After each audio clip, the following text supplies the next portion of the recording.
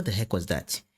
What the heck was that? We just lost to Aston Villa 2-1 at home in the Premier League. We completely collapsed in that second half.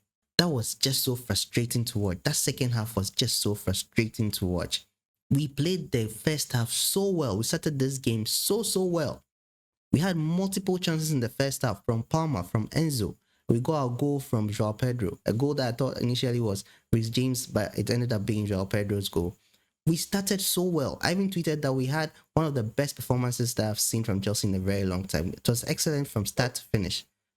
We didn't even have any negativity in that first half. The weakest link in the first half was Pedro Neto. We will come to Pedro Neto. This was such a horrible performance. Aston Villa were looking for their 8th consecutive win. That was going to be a record for them in the Premier League. And we almost denied them that. And for some reason, they just came out of the blue and just won it.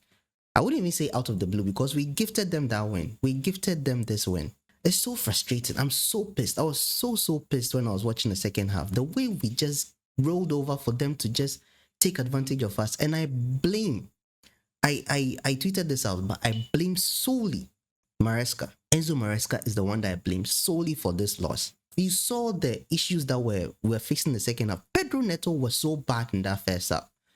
Garnacho was far better on the left than Pedro Neto was on the right. He was clearly the weakest link. He was clearly the weakest link, but you kept this player on.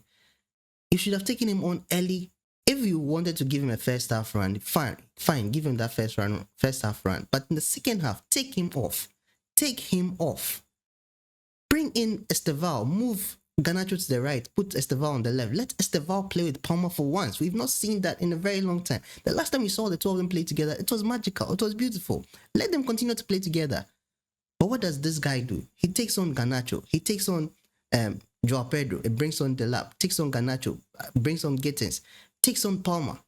Takes off Cucurella. Cucurella, who was one of the best players in the game. He takes off Cucurella and brings on Malo Gusto.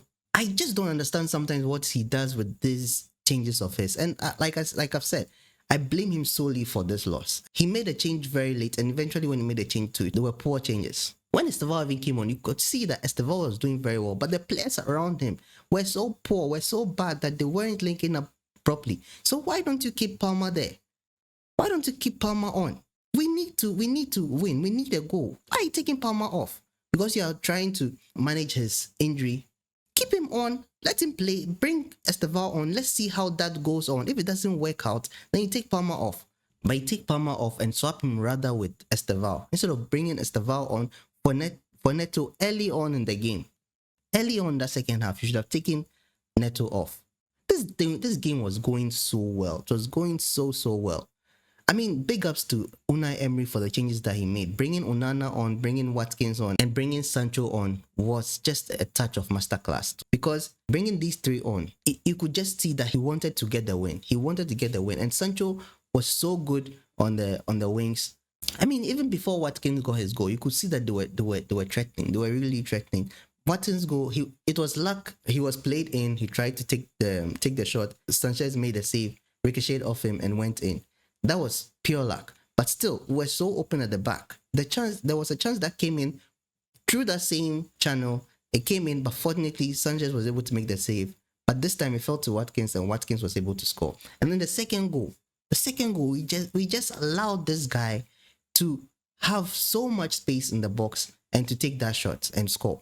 I know that the players too turned off, but for me, I still blame Maresca. I still blame Maresca 100% because we're on such good form in the game. We're doing so well in the game. So why don't you bring players on, take the weak players off, bring good players in, and let's see how best we can do this. But we didn't do it. And yes, I also blame some of the players too for missing those chances in the first half, missing very, very good chances, like the early chance that Palmer missed. It was very uncharacteristic of Palmer to miss that shot. Enzo also missed the shots that went a little bit wide. So yes, the players also deserve some blame, but Enzo Maresca's changes really was the catalyst that made us lose this game. That was what destroyed our momentum, destroyed any form of good run of play that we were on. Those changes that destroyed it. I mean, taking Cucurella off was such a big mistake. It just gave Sancho the freedom after Cucurella went off. It gave him the freedom to just operate how he wanted on the wings. And then you take Garnacho off. Between Garnacho and Neto, Garnacho was far better than Neto, but you kept Neto and then you took Garnacho off. And then you bring the lap. The lap comes on just in a few minutes. He got a yellow card. I don't know what it is with this guy that he just can't control his temper. He just can't control his emotions. I mean, it was horrible. It was very, very horrible to watch, and it's so frustrating that we lost this game. So frustrating that we lost this game. And man, I mean, I'm not yet Enzo Maresca out. I'm not yet Maresca out. I'm close. I'm getting there. I'm getting to that tipping point. But if this man should leave the club, I don't think it would pain me at all. I don't think it would worry me at all.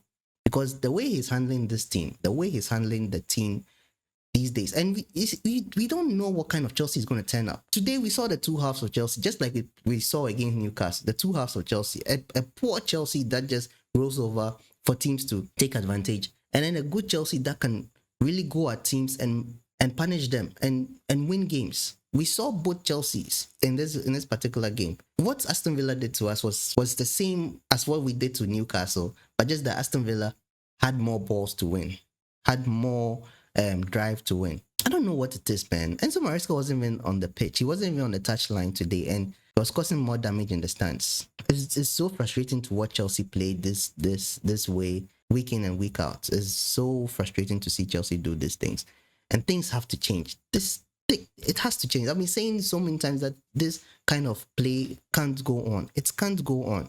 How many times have we lost games? Have we lost our momentum in games just because of changes that Enzo Maresca has done, or sometimes tactical changes that have cost us games? He's done very well for us. I'm not going to deny that he's done very well for us, but I don't know. Lately, it seems like he has lost it. He has lost the plot, and he has been making certain mistakes that I just don't understand.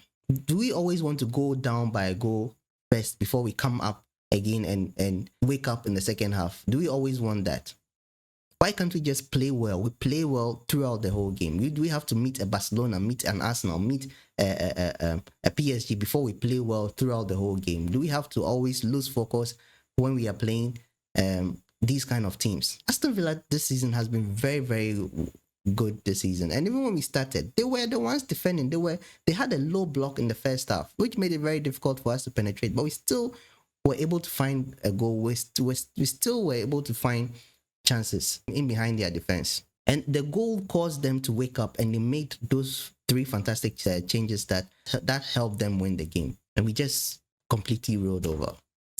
It's difficult. It's very, very difficult. I just don't know what to say anymore. I just don't know what to say anymore about this club.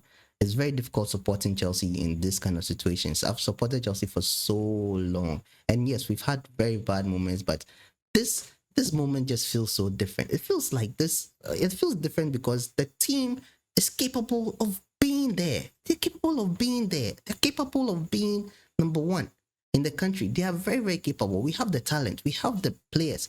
But for some reason, it doesn't gel. For some reason, the coach doesn't know how to manage this kind of players. In his press conference, he admitted that he needs experienced players. He's now admitting that he needs experienced players. At first, it was all talking about praising these young players, but their inexperience has cost us so many games. Sometimes we need an experienced head in the team that can calm things down to make sure they are composed going into games like this, because it just looks like when we conceded, it just looked like we didn't know how to play a game. We didn't know how to attack. We didn't know how to press. So I don't want you to talk about that penalty shout that we got, because right now it's the least of our problems. Probably if we had gotten that penalty and Palmer had scored, things would have been different. But I mean, we wouldn't be seeing these issues.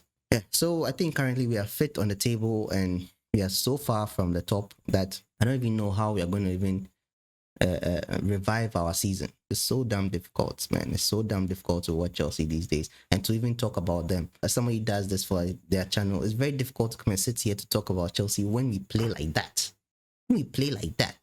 Yeah, so that's been it from me. Let me know what you think about the game. Let me know your thoughts and comments in the comment section down below. If you're not subscribed yet, kindly subscribe, give the video a like, and yeah, I'll see you guys in the next one. So until then, stay safe.